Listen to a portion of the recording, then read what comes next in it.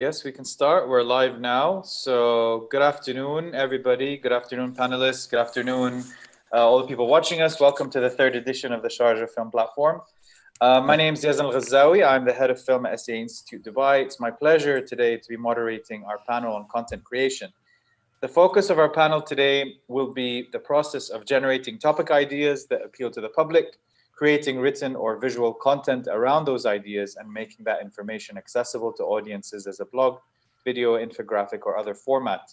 This, of course, is a long process that requires different methods and techniques, a lot of creativity. And fortunately, to help us dive into this discussion, it's my pleasure today to introduce you to our panelists. So I'll start with Ahmed Wahba, a filmmaker who aims to create an inclusive community for Egyptian content creators through his production agency Movement Productions, and has worked on campaigns for the Egyptian Ministry of Tourism, Egypt Air, the World Food Programme, Amar, and many others. Welcome, Ahmed. Pleasure to be here. Pleasure to have you with us. We also have Ahmed Kadry, who is a director who specializes in travel content and advertisements. He also works in photography, particularly for celebrity shoots and commercial campaigns. He's the founder and CEO of Ahmed Kadry Studios. Previously, he held senior positions at McCann and BBDO in Cairo. Welcome, Ahmed. Welcome, Yazan. My pleasure to be here with you, and I hope we have a very fruitful and beneficial talk with everyone today, inshallah. Yes, inshallah, inshallah. And also we have Razan Takash, who is an award-winning writer-director from Jordan and my former classmate at Rizika. She is a social media influencer and well-known movie reviewer. She headlines her own movie review show, Raz Reviews, on YouTube. She wrote and directed the award-winning film Shahmat, which received the first place award at 48-Hour Film Project Dubai in 2016, where she also received awards for Best Director. And her latest sci-fi short film, Midas, has been performing very well in the festival circuit worldwide, and I believe has won a couple of awards as well. Welcome, Razan. Thank you. I'm very glad to be here, Yazan. Great. Okay. So let's dive deep into this. So we're all content creators in one shape or the other. Today, we live in an age where we're flooded with all types of content, commercial, independent, and hybrid. So my first question to you guys that I'd like to pose for discussion is, what challenges do you feel you face in creating unique and original content that is appealing to audiences? How do you feel you're able to stand out? So let me start with you, Razan. I mean, the biggest challenge that all of us face here is it's a matter of logistics, really. They're mostly logistical challenges. There's a big discrepancy between what we can do and what people think we can do. And it always ends up being, if you're looking for really great content or high level, high quality production, people look to the West. And that doesn't just apply to audience, it also applies to people who fund, people who support. They're always more inclined to support things that come from outside when there is beautiful, amazing stories to be told right here at home that are not limited to just typical stories from home. You can create anything. That's the beauty of storytelling. You can tell stories about anything in the world, not just identity related stories. So if the stories that we are telling here or the content we're creating is what you perceive as the typical content coming out of the Arab world, then it finds a platform. However, if you try to do something that is a little bit outside of that box, similar to what you get in the West, it doesn't seem to have that much of a reception or support. So it's really a matter of logistics. It's not lack of talent, and it's definitely not lack of artists. There's a lot of them. Absolutely, you're right. Ahmed Kadry, would you like to weigh in? Actually, agree. I really agree on what Razan said, and I'd like to add and say that difficulties we may face. I'm talking about at least my own region. I live in Egypt, and I grew up in Egypt all my life. I studied in Canada and in France and in Prague. However, my entire life I've been living in Egypt, so I've been doing most of my content here in Egypt, aside traveling. The restrictions we have, I would highly agree with Razan. Everything that has to do with logistics and the idea that we really do have a lot of talented artists. It's just a matter of restrictions that we face, at least in our worlds. And living in a third world country, it doesn't really help to get all of the restrictions. And if I have a campaign, for example, I like to work two different ways. I get commissioned a lot by clients, as I said, like I work with many reputable entities. However, when I want to do something for my own inspiration, and this is actually what grows me as an artist, and people actually like to see that side of me more than the commercial side, is the independent projects I work on and the messages I'd like to portray. I think every content creator has a role, and this is to pursue his art through the messages he wants to convey. So in order to comprehend these messages and actually make them, turn them into reality through content, you do need an easy path in terms of logistics and in terms of shooting and without any restrictions. We don't face in our countries, especially again back to Egypt. With all the instability we've been facing for the past years, now it's become much better, but you find a lot of hurdles and obstacles. However, if you manage to overcome these obstacles, that's one of the things which was in my favor. And I have, alhamdulillah, a few projects that went viral. If I had given up to the obstacles and the hurdles I face, I would have never been where I am today. So it's all about how you pursue what you love and you believe in what you do, and then try to turn it into content and into ideas. Yeah, absolutely. Let me reframe this question for you, Ahmed Wahba. So I guess what I'm trying to ask is, a challenge in creating unique content, an original content, because, again, we're so saturated now with and surrounded by content, through streaming platforms, through Facebook, through social media, and different forms of social media, obviously. What's the challenge in creating unique content? Ahmed Wahba. Well, it's feeding off what Ahmed Kadry and Raz have been saying. So here's the thing: when you first start off, you have all the creative freedom. You have all these great ideas. Even if you have a limited budget, you can still find a way to produce something, even if it's low quality, but it's you getting a message out there. And what's great about social media is that it enabled everyone to become a creator. You don't have to go to film school anymore. It's very easy for you to pick up a phone, to pick up any camera and create good content, because from a filmmaker's perspective, creating good content is usually something that's cinematic. However, now good content can be someone vlogging or someone telling a story, or the art of storytelling. So I guess what is challenging, or to answer your question more directly, is it's not just finding the right or allocating the right budget for a project. It's when you level yourself and you climb a ladder of creating content of good quality, shooting with a Red or an Alexa or whatever, it's kind of hard for you to go back down a step. And this is when budgeting becomes a problem, because you're you know what, this last project I had X amount of budget, I had 6 cast, I had a producer, I had 1, 2, 3, 4, it's a whole shooting list. Now you're just by yourself. You have to call in favors, and this is where it becomes tricky. That aside, or budgeting aside, I would say everyone goes through a creative drought, where sometimes you have 10 amazing ideas and you don't know which ones to pick. And then at other days, you're okay, what am I doing with my life? My ideas are terrible. And I guess every filmmaker in this industry goes through those exact stages. Yeah, absolutely. It's, and especially during this, and we'll get to this topic later about this COVID period of time where we've all really put pressure on ourselves to be a lot more creative than we would have been under normal circumstances. And then, of course, when you don't meet this pressure, it becomes doubly disappointing. But again, we'll tackle COVID a little bit later. So I wanted to just address the fact that you guys, the three of you, your combined experience is quite diverse. You've worked on, a number of different projects. I'd like to highlight, just from a commercial perspective, to you, Ahmed Kadry, what kind of content do you feel audiences from a commercial perspective are looking for? And if you've worked with brands, I know that you've worked with a number of, really high-end regional and international brands. How would you say that they're attempting to attach themselves to specific ideas, to specific styles and messages? Well, in my honest opinion, what I've been through, it depends. Every client has his own thought. Every client has his own KPIs which he has to meet in order to deliver a certain idea or a certain project.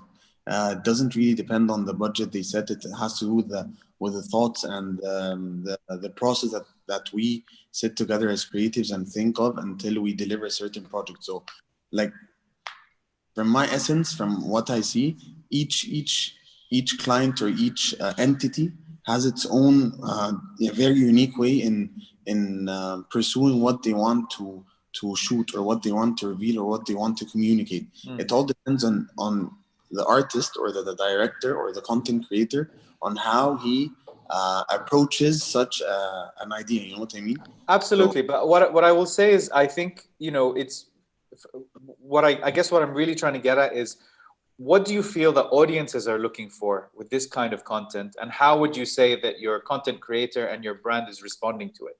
And I'm referring more to a commercial perspective. I think what the audiences are looking for is something catchy, something bold, something new. Like, everyone is looking for something new now. Like, there are millions of content shared every single day around the world. Millions. If you look on Vimeo, if you look on YouTube, if you look on Instagram, millions. Everyone is a content creator if you think of it. It narrows down to the virality of who comes up with a different and unique concept which attracts the audiences. For example, I worked on a very recent project, again, a personal project, not a commercial one. And I want to also touch on something. It's the amount of creativity the clients allows you to have when you work on a certain project. So if I'm working with a big client, like, without saying names, but with a big client, there are so many restrictions as opposed to if you're working on a inspired project. Very recently, I was doing a campaign. Alhamdulillah, it went really viral. I didn't even think it would go that viral. It was a campaign of I would call her a hero. Her name is Rania Ahmed. She lives in Dubai, actually. And she had suffered an accident and she lost her leg. I came up with an idea to beautify such a hero and to do content using a photo shoot, which went viral. Like, people would stop me in the street and ask me, Ahmed, did you shoot that campaign? You wouldn't even imagine. I can't even begin to start. I wish we had something to share, to show people the picture. Maybe people would relate to it. But back again to what I'm saying, that's what the audience is looking for. Like, everyone now is looking for different content, something which would stand out, something with a bold message. What would make something go viral as opposed to something which doesn't go viral? It's how people believe the content you share. You have to believe your content first before people would believe you. You have to work on it before people will actually buy your thoughts.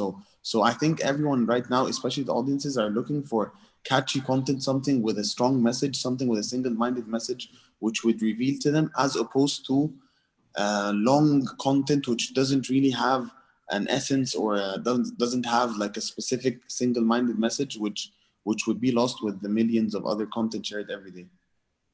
Yeah. No, I can totally understand that. And I think also this refers to my first question about, how challenging is it to be able to be unique in such an industry today where everything is so saturated. So Ahmed Wahba, you've worked on some large campaigns also for Egypt Air, for the Ministry of Tourism. How do you feel audiences look at these brands, just for example, and what kind of things are they looking for from them? So with travel content, it's a little tricky, because this is a field where it is very creative and you have to be on top of your game every single week. Every single week, there's like this new, like, fast-paced video. There's those new transitions. There's this new effects, and it's very different than shooting anything commercial. With travel, there's pretty much no treatment. There rarely is a storyboard. All you have is like shot list and like a good track, and you let your imagination run wild. You let your creativity spirit flow through your camera, and I guess most of the work comes in post-production. So it's a very different, shooting travel is very different than shooting commercial. And people that are used to shooting commercial, when they went and they shot stuff or like content for tourism boards, that didn't really perform as well. And I'm talking at like a global level, not just in Egypt, but other countries as well. Usually in travel now, like the most successful content comes from like that tourism boards receive comes from travel filmmakers, from travel content creators, or agencies that specialize in travel. Okay. Razan, you've worked also in briefly for a government entity, I believe, in production. So maybe I'd like to pose the same question to you. What do you think audiences are looking for from this kind of content?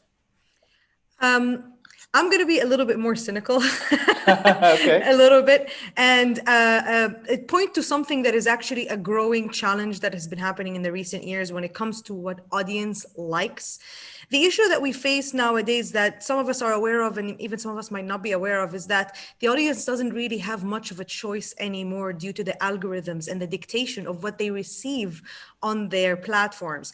As much as people think they have a choice, it isn't really a matter of choice. It's really more about what reaches you. So it's really a struggle of reach. If I'm creating a certain content, especially when we're talking online, what's happening is that you're creating these pockets of niche, right? If I like cooking videos, then I'm going to watch massive amounts of cooking videos that are going to pop up on all my feeds. You could go watch one Gordon Ramsay video, and then your Instagram and your Facebook and your YouTube is going to be full of all these famous cooking channels, and you might get some of those younger content creators, directors, anything that has to do with that topic, and then you're in that pocket. So if I'm somebody who might be creating something that's different from that this particular person might like, it's very unlikely that I'll even reach him. The idea is that we think that now, and this is something that maybe we have a problems with clients understanding, is just because we are on the World Wide Web and it's supposed to connect us, it doesn't really anymore. As a matter of fact, it divides us further, and it creates a very big, difficult breach to go across and reach the audience. So the idea is niche now. The idea is you find your own niche, you find your own identity, and you hope that your content reaches the people who would be interested in that. So when you're working for something like a government entity or something, at the end of the day, all the content is really reaching almost the same audience over and over again. And this content echo chamber is being created. And it's really stifling what we are all talking about so passionately: creative stuff, weird, strange things that nobody has seen before. Every once in a while, you do get something that goes viral, and that you can get all the experts in the world. It's pretty much lightning in a bottle. It's just the right circumstances at the right place, hitting the right algorithm, coming out of the right country to the right audience.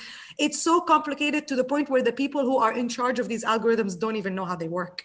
So they can't even manage them for their own benefit, let alone for the benefit of content creators. So I think this is a very big, growing challenge that we don't really think about anymore. It's not like I make a film and I put it in the cinema, or I make an ad and I put it on TV. And when people watch the Ramadan musalsal, they're gonna see my ad. It's not like that anymore. So it's kind of tough to reach the mass. Yeah, absolutely. I totally agree with you. And I'd just like to stay with you, Razan, and maybe pivot the question a little bit more to independent content. So you create your review show, Raz Reviews.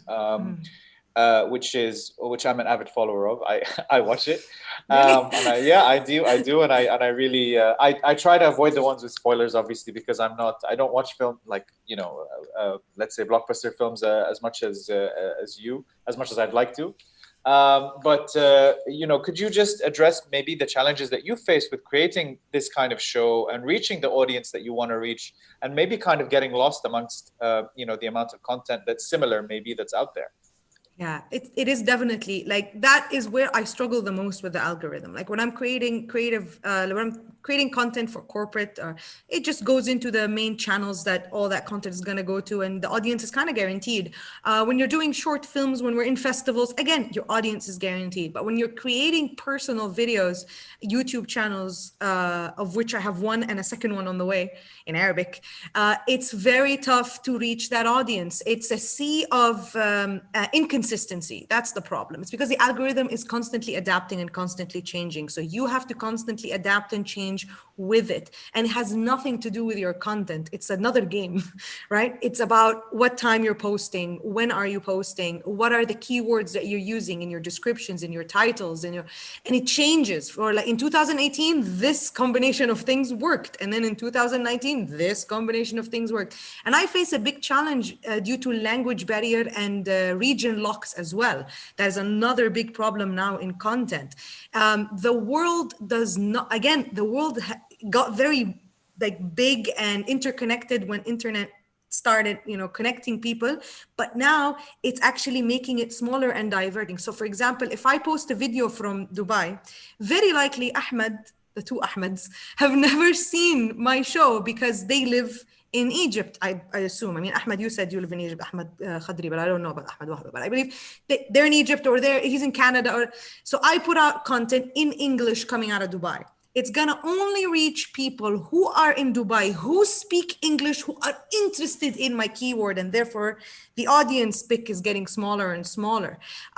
If I put out something in Arabic, it will reach a lot of people who speak Arabic, but they're not necessarily interested in film, So it's this constant struggle, Sherlock da Vinci Code, trying to figure out how to create content that actually reaches the people who would be interested in it. And the frustrating part is that you as a content creator in your head know your audience. You know who this is going out for. You know the kind of person who's going to like this. But am I going to be able to reach that person?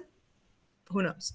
Well, I mean, I think this also speaks to, if we look at it from another perspective, I think this also speaks to funding opportunities. So, for example, I'm a comedy writer, and so the work that I write is just comedy, and it could be, comedy of different styles, of different genres, but funding opportunities for me on a film level are so limited because I'm not really talking about the things that, people essentially want to present.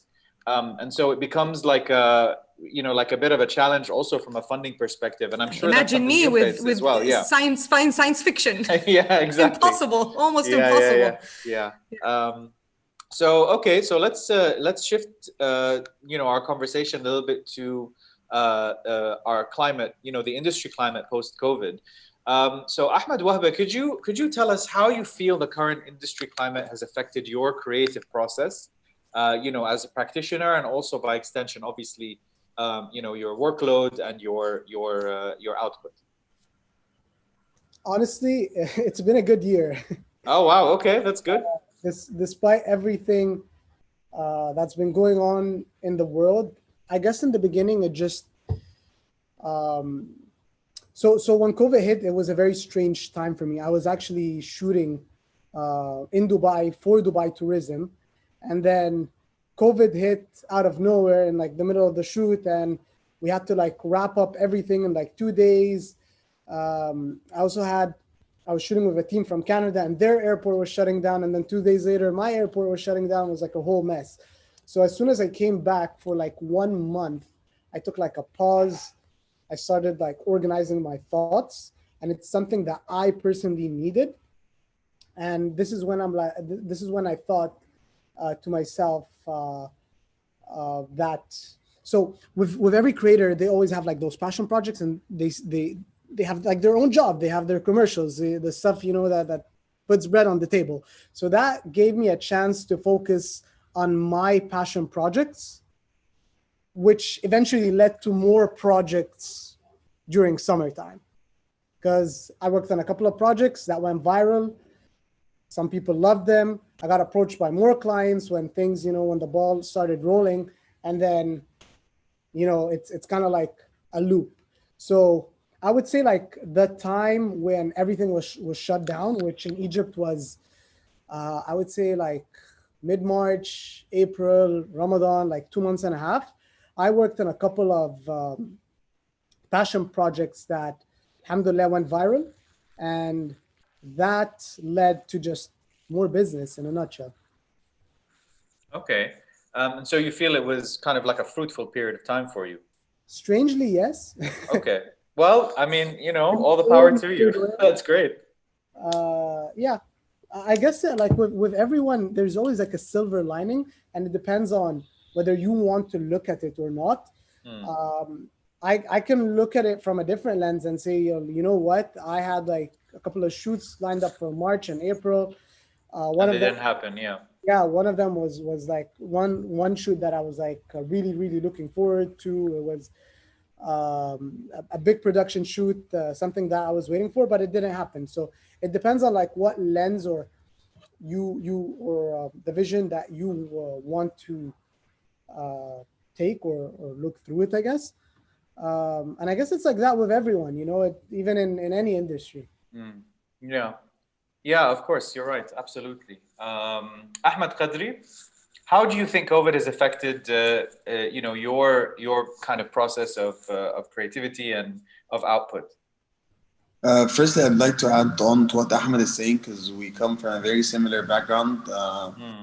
We work a lot together actually, and Ahmed is one of the very people I like his work a lot and the way he approaches things. So I was more or less on the same ship. The past 6-7 months were a roller coaster on my end. I was just in Latin America filming last Feb.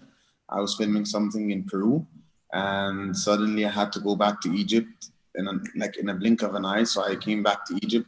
Things were really bad. I stayed for like 3 to 4 months without any projects, and that was something completely new for me as opposed to pre-COVID. So, but this actually made me look at things from a very different perspective. I started actually exploring Egypt, and since the travel ban made it so hard for me to travel, I didn't have absolutely any options to discover anything but my country. And this is something pretty sad for me. Like, I never discovered Egypt. Egypt is a country with thousands of years of civilization. I was never someone who actually explored and tried to make content in my country. So this started shifting and happened in the past 5 months. I started traveling more inside Egypt and making more content. Clients in Egypt were actually looking for new content because the viewership in the COVID era, it dramatically got traffic way more than pre-COVID era, because everyone is at home. People are working from home. People are staying at home. So content has been consumed so differently, and the traffic has like quadrupled as opposed to pre-COVID. So this actually made more engagement to the content I shared, which got me more exposure. So I just like to see the best of everything. Like, I'm sure COVID happened for a reason, and we had to make the best out of it. So it just for the first few months, it was really bad in terms of work, but it started picking up in summer, and I started exploring my country. So moral to the story, you need to do whatever you have to do with what you have. Like, the world every day the world will keep changing. It's all about you as a creator and content creator, how you are flexible to the changes which happened around you. Never give up. Always try to inspire and be inspired. So the COVID taught me a huge lesson in how to maintain my work and actually inspire more, as opposed to pre-COVID when I took everything for granted. Yeah, absolutely. I mean, of course, it's really kind of opened our eyes to looking at things and finding a new perspective for stuff in terms of creativity as well.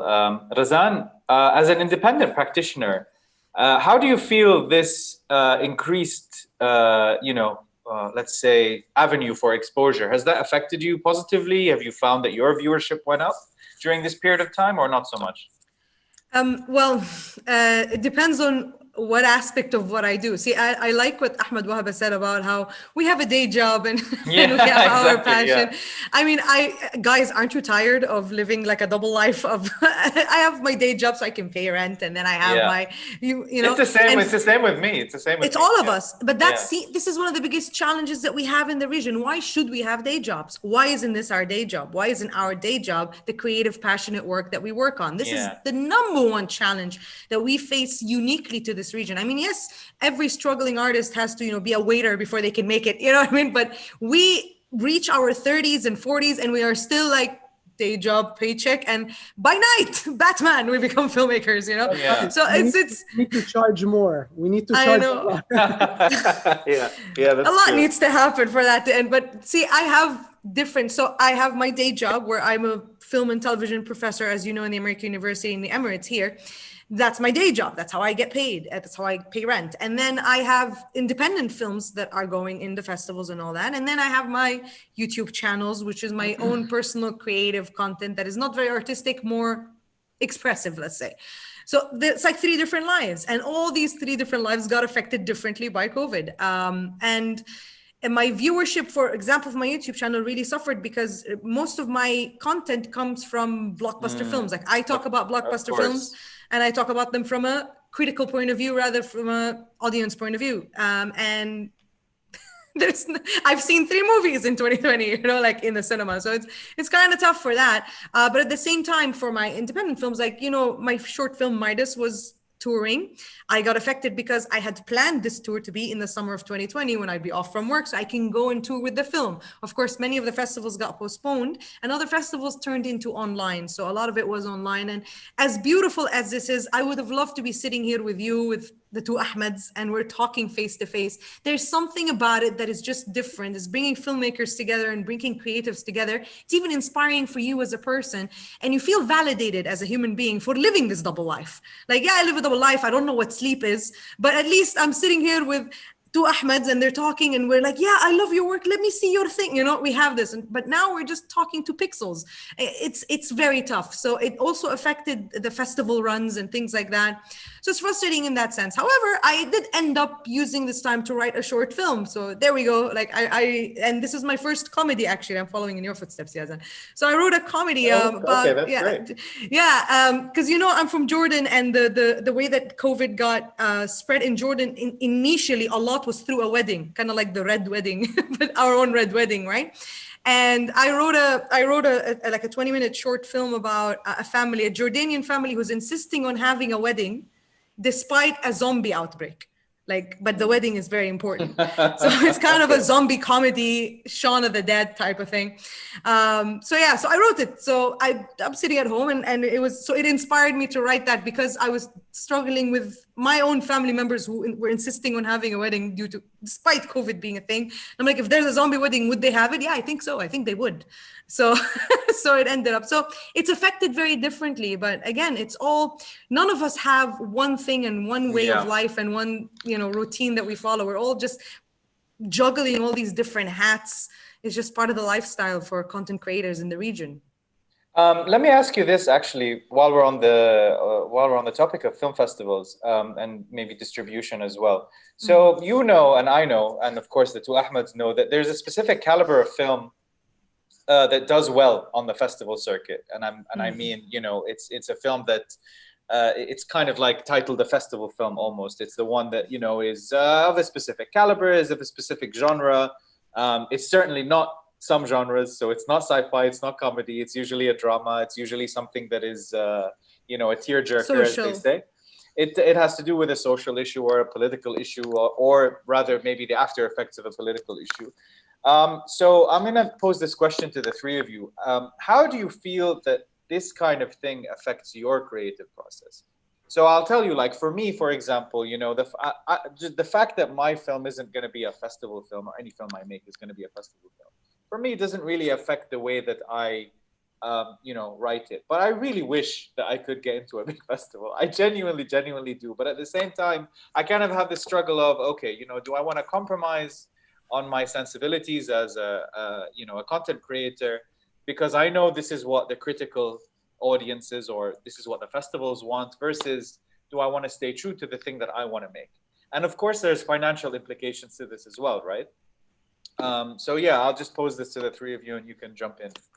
I think it's changing. I think it's changing. I really do. I mean, it is tough. But keep in mind that there are niche festivals. Like I'm saying, there's these niche pockets. Like for example, my short film now, Midas, it's a science fiction. Of course, I'm not going to put it in like Sundance, you know, but there are science fiction festivals or festivals that are genre dedicated where this kind of stuff can work. And I think the thing with genre film and genre cinema is that it's mostly for commercial success rather than critical one. Some of the most popular genre films in the world are not critically acclaimed. So it's really about picking what you want. But I think that is changing. And if you look at the recent trend, especially in critical reception to genre films, you have a lot of films that are getting awarded that are essentially genre films. Most recently, something like Parasite. Who thought something like Parasite? Parasite's the kind of movies I know you would make, Yazan. Like, it's a comedy, social, absurd film, you know, and it's in a different language. It's Korean, and yet it won Best Film. So I think there is a trend. I think it's changing. I think that genre films can now transcend being just a novelty and actually be a way to express these social issues. And I think our region desperately needs genre films more than anywhere else in the world, because our stories are always told in the same mold. And it's, I believe personally, and it's a personal opinion, that it's gotten old and it actually hurts the causes than benefits them, because you are bringing something to people who already have, they've seen it, they know it, and therefore they are never going to engage with it. And they look at it as, oh, it's another festival film about the pain of being a Muslim Arab woman from Jordan. Like, I can still show you that, but in an extremely different way that's really gonna bring attention to whatever cause I'm communicating. So I think we need genre films, we need horror films, we need science fiction, we need post-apocalyptic, we need comedies so desperately. And real comedy is not quirky, not just haha joke punchline. Real comedies that make us laugh at our own darkness. I think we as a society desperately need those movies, and hopefully they're coming. I mean, that's what, you know, I see a lot of people trying. Yeah, Zan, I wanted to add something to what you're saying, but I want to just touch on a different perspective. Sure. I was just attending the Guna Film Festival. I'm not sure if you guys heard of it. Yeah. Yes, of course. Yeah. A very, very, very leading festival in the Middle East. And the way it's been held for the past few years, it's becoming instantly successful. So this year I was attending, and regardless what happened for the COVID, we were actually trying to be safe as much as we can. But I wanted to attend and see what's happening. So part of the festival, there was something really interesting, and that's something I want to touch on. There's a mini festival inside the Guna Film Festival. It's called a mobile film festival. It's called Al-Shasha in Arabic, and they were promoting filmmakers to create films through mobiles only. And this is something I think it's really interesting, because the first obstacle any content creator or any filmmaker or aspiring filmmaker thinks of is the budget, and how can I film something? Where should I start? How can I get the cameras? How can I get the microphones? The actors, the actresses, it's a journey. So I urge festivals and entities and sponsors to try to make filmmaking easier for the talents out there, because you never know who's the next aspiring international film director will be. Maybe he's someone who lives in a village in Africa or something, and he has a great vision, but he doesn't have the means to showcase his work. So we need to try to make it more flexible and easier for talents to showcase their work. And that's what I really liked. It was the first time that they do this mobile film festival. It's called Al-Shasha, inside the Guna Film Festival. I attended the film, and there are very, very I saw 3 movies. They were shot on a phone. The short films, they're shot on a phone, and the quality was amazing, and the amount of art and passion which was driven, it was insane. So I just want to touch on this part and say that this is a call for all film entities and festivals to actually endorse and try to help talents showcase their work by helping them and trying to inspire young and aspiring artists and content creators. And I agree. I guess I have a little bit of a different vision. I like dramas. I think it's great that film festivals really push dramas, because a lot of them have a lot of meaningful messages. I do agree, however, with Razan that a lot of it does get very repetitive. However, in our region, and Razan, you're absolutely correct, it is usually the same story of someone that has been oppressed, or the government, or something that happened post-revolution, or something it's either political or someone that is being oppressed, yada, yada, yada. However, we don't talk about certain topics like climate change, like, I don't know, but like right now in Egypt, we have a big sexual harassment issue and like a Me Movement campaign that's going on. I would really love to see content, whether it's drama or comedy, mainly drama, that kind of talks about those issues and less so about the things that we are used to. Because in the end, if you mix it with another genre, I think it will for sure go a long way. But even if you don't, I still think that it sends a very strong message, and it's a message that we need in this community, and it's something to communicate with, because right now we have a couple of I would say like social issues that need to be addressed, and putting a spotlight on those issues through entertainment, whether it be films, whether it be like music videos, whether it be just like someone talking or like vlogging or whatever in like a creative way. I think this is very, very important from a content perspective. And I think it's also the due diligence from any creator to think like that, and, you know, be one step ahead instead of just like posting, you know, like random TikToks or whatever. You can do both, you know, but in the end of the day, if you have a voice, also use it for good. Yeah, I just want absolutely. to comment just very importantly. I think that I agree with you guys. Just keep in mind that what I'm saying is definitely not that drama films should not exist or that they are not effective. As a matter of fact, some of the most powerful films we've ever made in the Middle East are drama, and they're still happening, and there's still fresh things every day, like Kafarnahum's Nadine Labaki. Like, it's an absolute drama, but it's so powerful that it cannot exist in another genre. You were talking about Al Guna Film Festival, the new 200 Meters by Amin. Like, these are incredible films, and they deserve, and their topics and the way that they're treated in drama is well deserved. I'm just saying that it shouldn't be the only thing that we fund, that we support, that we award, and that we give a platform to. I think we should just open up the platform a little wider, for sure. Yeah, absolutely, absolutely. And I think that that's a really great note for us to conclude this talk on.